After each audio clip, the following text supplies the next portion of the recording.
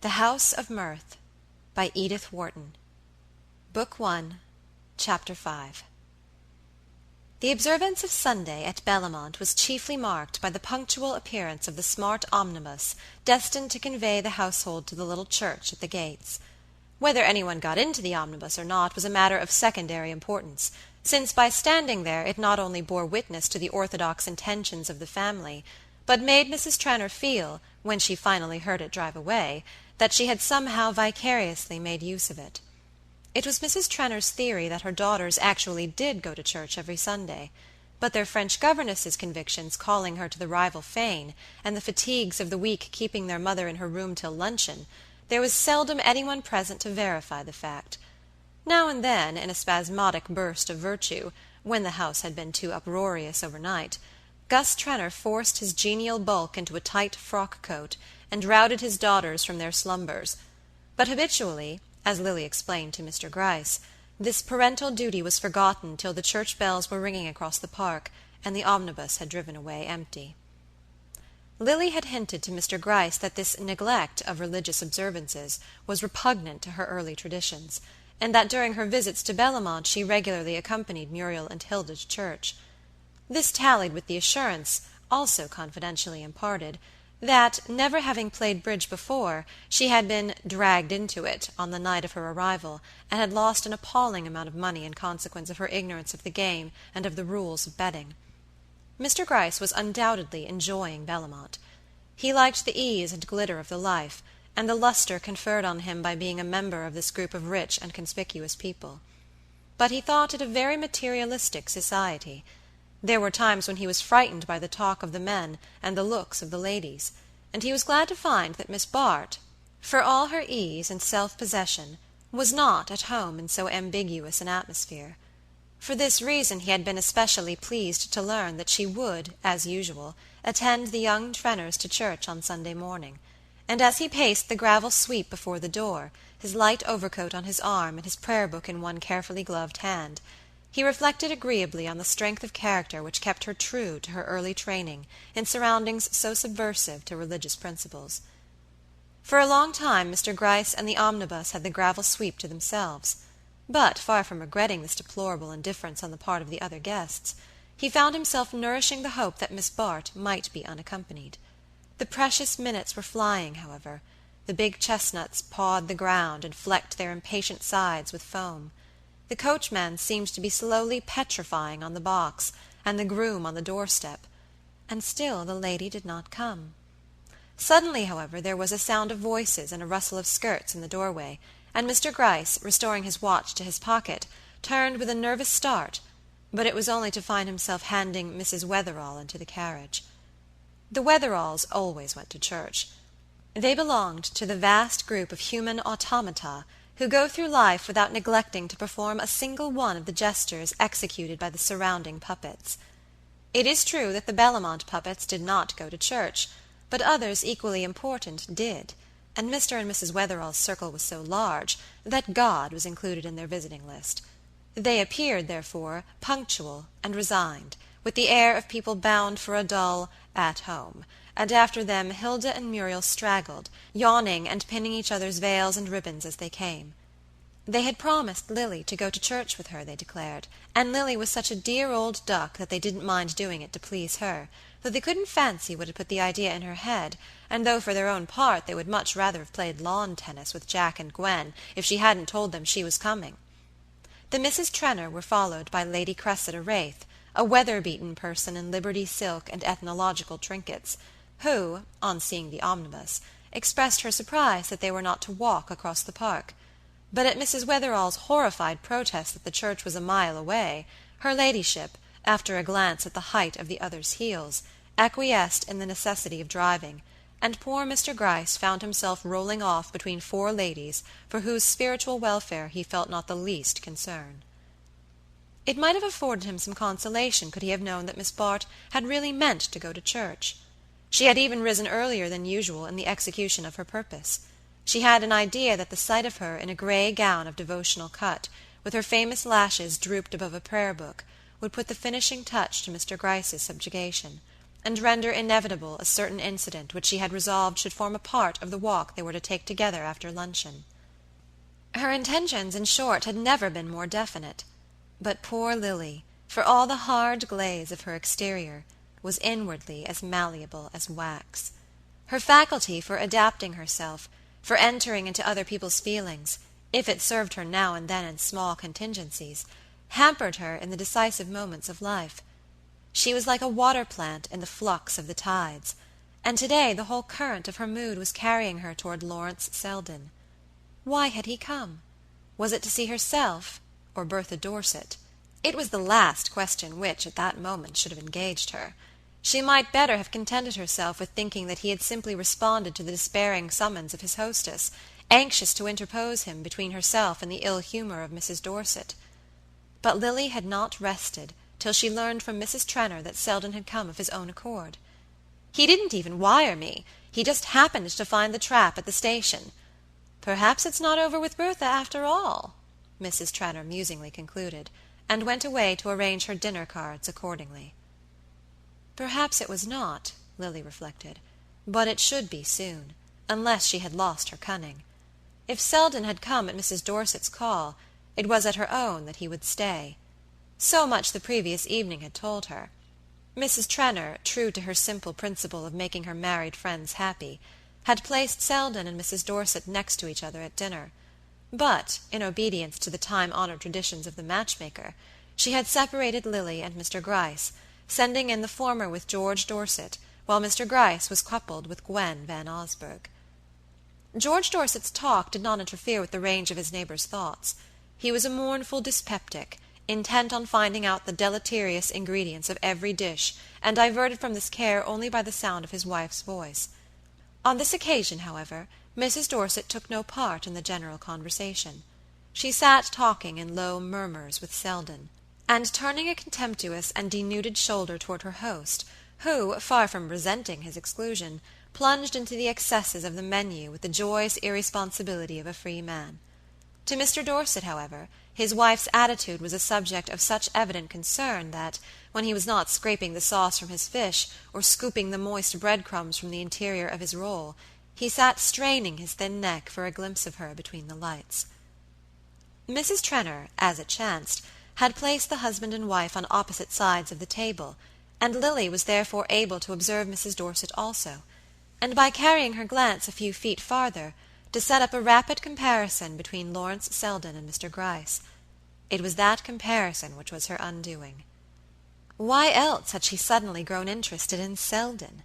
She had known him for 8 years or more. Ever since her return to America he had formed a part of her background. She had always been glad to sit next to him at dinner, had found him more agreeable than most men, and had vaguely wished that he possessed the other qualities needful to fix her attention. But till now she had been too busy with her own affairs to regard him as more than one of the pleasant accessories of life. Miss Bart was a keen reader of her own heart, and she saw that her sudden preoccupation with Selden was due to the fact that his presence shed a new light on her surroundings. Not that he was notably brilliant or exceptional. In his own profession he was surpassed by more than one man who had bored Lily through many a weary dinner. It was rather that he had preserved a certain social detachment, a happy air of viewing the show objectively, of having points of contact outside the great gilt cage in which they were all huddled for the mob to gape at. How alluring the world outside the cage appeared to Lily, as she heard its door clang on her. In reality, as she knew, the door never clanged; it stood always open, but most of the captives were like flies in a bottle, and having once flown in, could never regain their freedom. It was Selden's distinction that he had never forgotten the way out. That was the secret of his way of readjusting her vision. Lily, turning her eyes from him, found herself scanning her little world through his retina. It was as though the pink lamps had been shut off and the dusty daylight let in. She looked down the long table, studying its occupants one by one, from Gus Trenor, with his heavy carnivorous head sunk between his shoulders as he preyed on a jellied plover, to his wife, at the opposite end of the long bank of orchids, suggestive, with her glaring good looks, of a jeweller's window lit by electricity. And between the two, what a long stretch of vacuity! How dreary and trivial these people were! Lily reviewed them with a scornful impatience. Carrie Fisher, with her shoulders, her eyes, her divorces, her general air of embodying a spicy paragraph. Young Silverton, who had meant to live on proofreading and write an epic, and who now lived on his friends and had become critical of truffles. Alice Wetherall, an animated visiting list, whose most fervid convictions turned on the wording of invitations and the engraving of dinner cards. Wetherall, with his perpetual nervous nod of acquiescence, his air of agreeing with people before he knew what they were saying. Jack Stepney, with his confident smile and anxious eyes, halfway between the sheriff and an heiress. Gwen Van Osburgh, with all the guileless confidence of a young girl who has always been told that there is no one richer than her father. Lily smiled at her classification of her friends. How different they had seemed to her a few hours ago. Then they had symbolized what she was gaining. Now they stood for what she was giving up. That very afternoon they had seemed full of brilliant qualities. Now she saw that they were merely dull in a loud way. Under the glitter of their opportunity she saw the poverty of their achievement.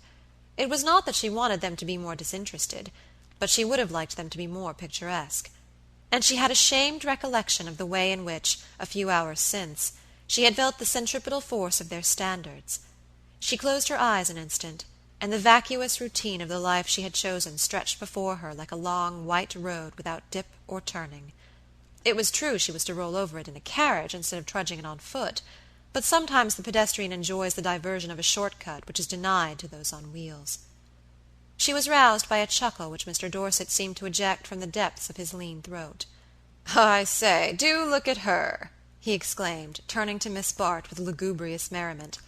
"I beg your pardon, but do just look at my wife making a fool of that poor devil over there. One would really suppose she was gone on him, and it's all the other way round, I assure you."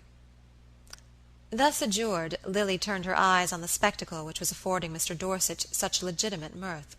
It certainly appeared, as he said, that Mrs. Dorset was the more active participant in the scene. Her neighbor seemed to receive her advances with a temperate zest which did not distract him from his dinner. The sight restored Lily's good humor, and knowing the peculiar disguise which Mr. Dorset's marital fears assumed, she asked gaily, "Aren't you horribly jealous of her?" Dorset greeted the sally with delight. "Oh, abominably. You've just hit it. Keeps me awake at night. The doctors tell me that's what has knocked my digestion out, being so infernally jealous of her. I can't eat a mouthful of this stuff, you know," he added suddenly, pushing back his plate with a clouded countenance. And Lily, unfailingly adaptable, accorded her radiant attention to his prolonged denunciation of other people's cooks, with a supplementary tirade on the toxic qualities of melted butter. It was not often that he found so ready an ear, and being a man as well as a dyspeptic, it may be that as he poured his grievances into it, he was not insensible to its rosy symmetry. At any rate, he engaged Lily so long that the sweets were being handed when she caught a phrase on her other side, where Miss Corby, the comic woman of the company, was bantering Jack Stepney on his approaching engagement. Miss Corby's role was jocularity. She always entertained the conversation with a handspring. "And of course you'll have Sim Rosedale as best man," Lily heard her fling out as the climax of her prognostications, and Stepney responded as if struck. "Jove, that's an idea. What a thumping present I'd get out of him." Sim Rosedale. The name, made more odious by its diminutive, obtruded itself on Lily's thoughts like a leer. It stood for one of the many hated possibilities hovering on the edge of life. If she did not marry Percy Gryce, the day might come when she would have to be civil to such men as Rosedale. If she did not marry him, but she meant to marry him, she was sure of him, and sure of herself.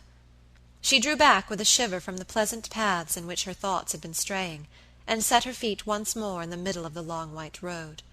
When she went upstairs that night, she found that the late post had brought her a fresh batch of bills. Mrs. Penniston, who was a conscientious woman, had forwarded them all to Bellamont. Miss Bart, accordingly, rose the next morning with the most earnest conviction that it was her duty to go to church. She tore herself betimes from the lingering enjoyment of her breakfast tray, rang to have her gray gown laid out, and dispatched her maid to borrow a prayer book from Mrs. Trenor. But her course was too purely reasonable not to contain the germs of rebellion. No sooner were her preparations made than they roused a smothered sense of resistance.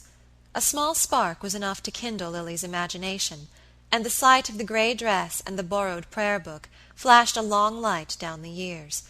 She would have to go to church with Percy Gryce every Sunday.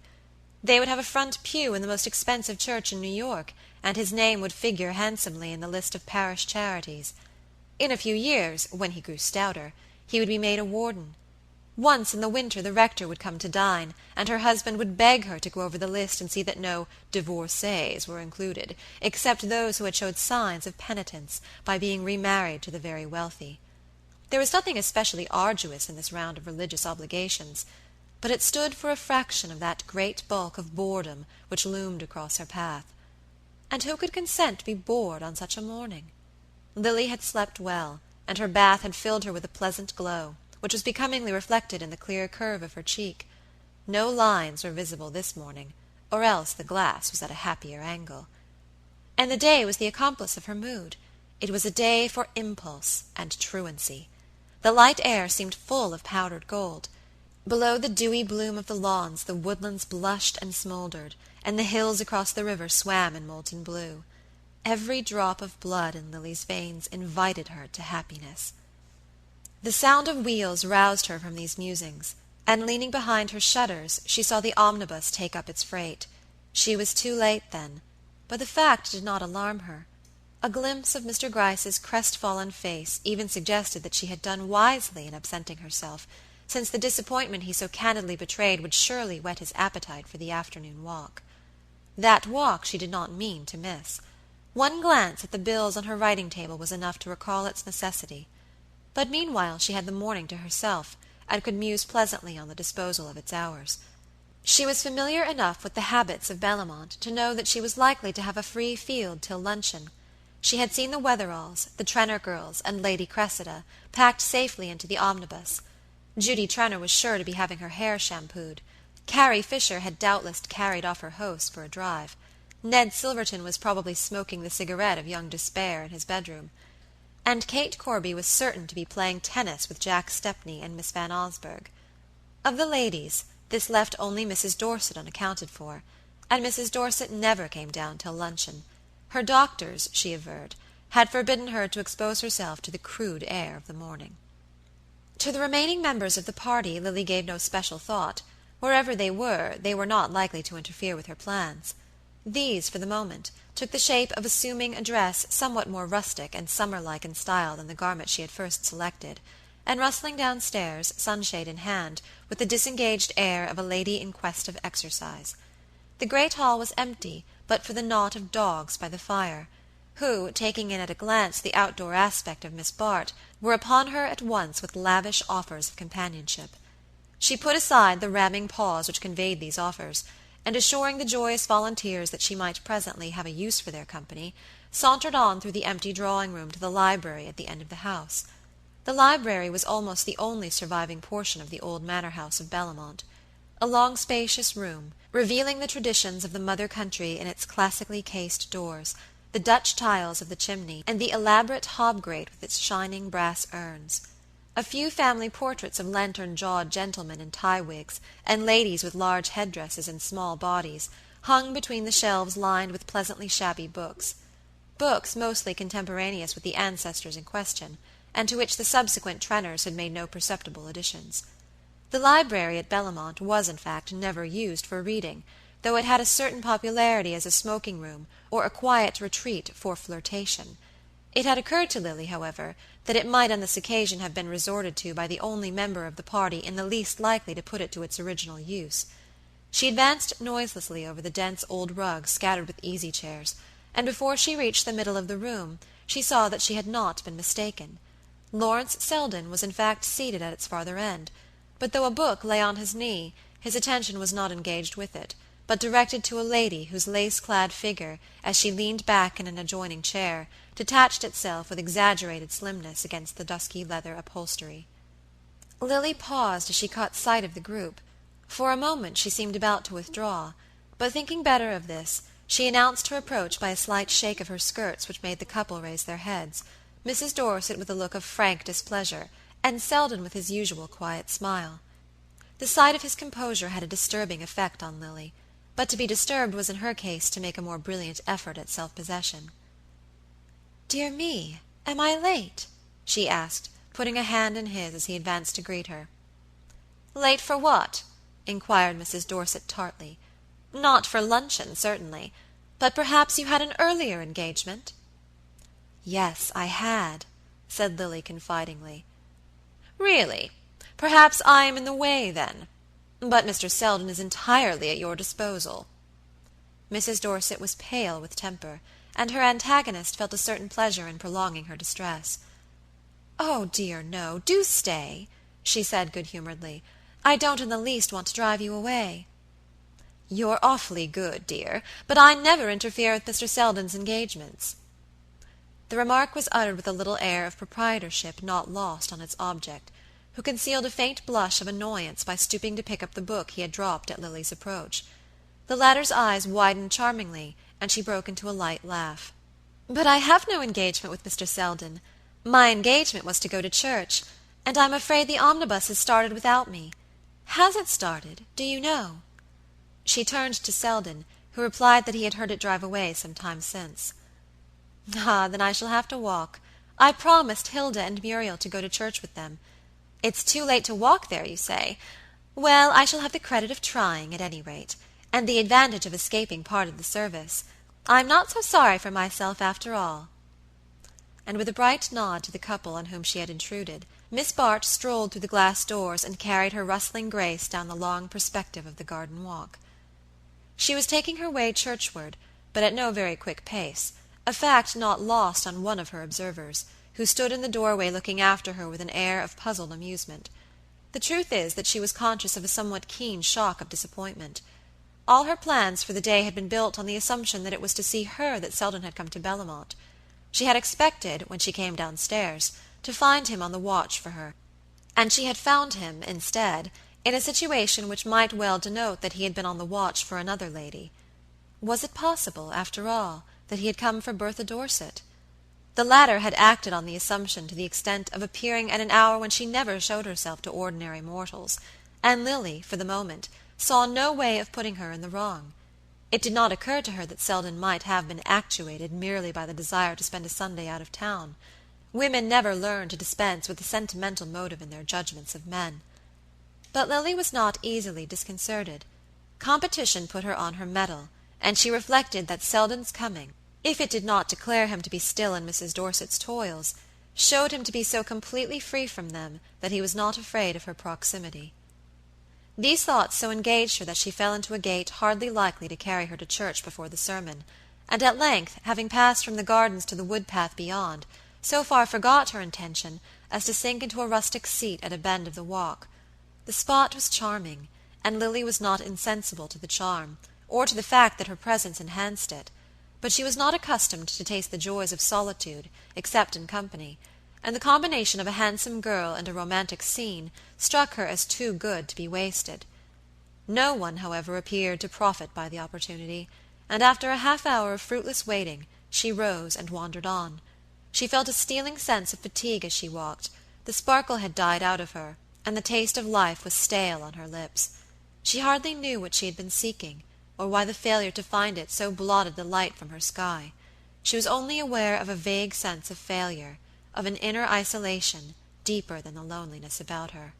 Her footsteps flagged, and she stood gazing listlessly ahead, digging the ferny edge of the path with the tip of her sunshade.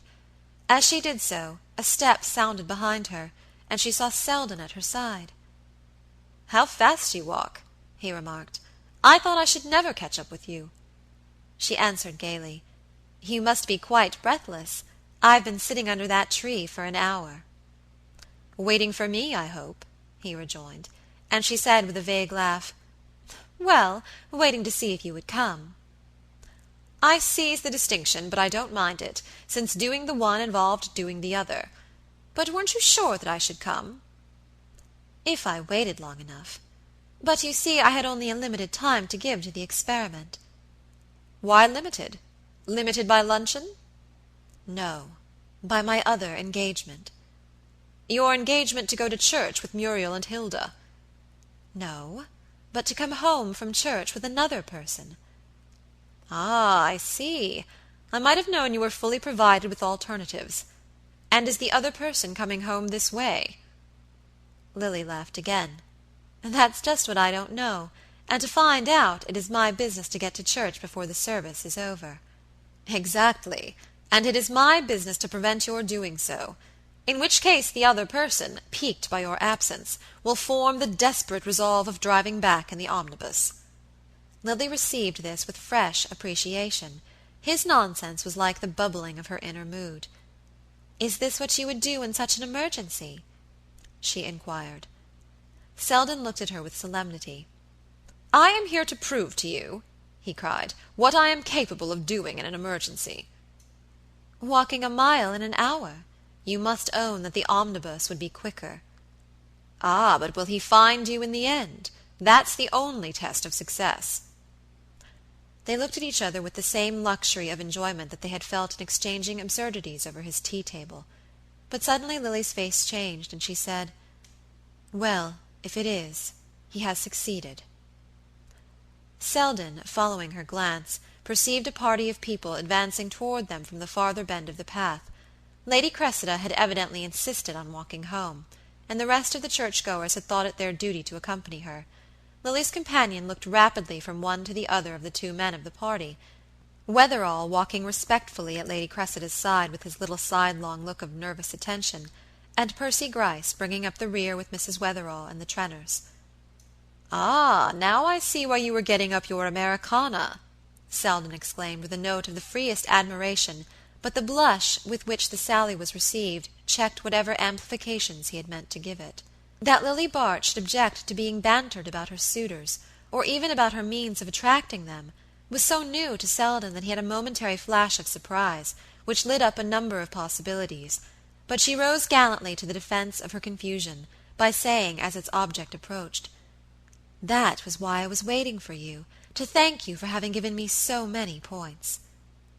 "Ah, you can hardly do justice to the subject in such a short time," said Selden, as the Trenner girls caught sight of Miss Bart; and while she signaled a response to their boisterous greeting, he added quickly, "Won't you devote your afternoon to it? You know I must be off tomorrow morning. We'll take a walk, and you can thank me at your leisure." Chapter 6